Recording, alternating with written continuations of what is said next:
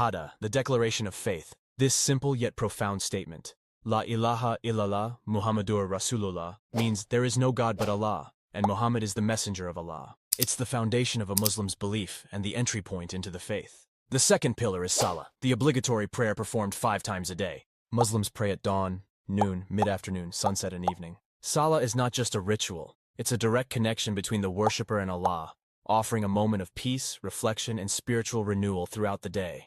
The third pillar is Zakat, the practice of giving charity to those in need.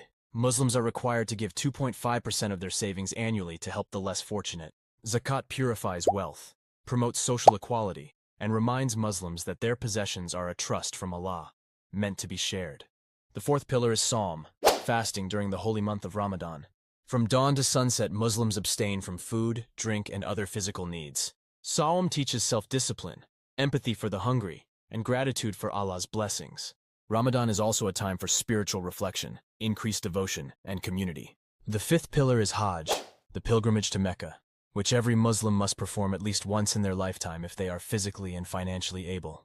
Hajj occurs during the Islamic month of Dhu al-Hijjah and is a profound experience of unity, equality, and submission to Allah. Pilgrims wear simple white garments and perform rituals that date back to the time of Prophet Ibrahim. These 5 pillars form the core of a Muslim's faith and practice, guiding them toward a life of devotion, compassion, and righteousness. Understanding these pillars helps us appreciate the deep spiritual framework that shapes the lives of Muslims around the world. Thank you for watching! Don't forget to like, share, and subscribe for more insightful content on Islamic teachings.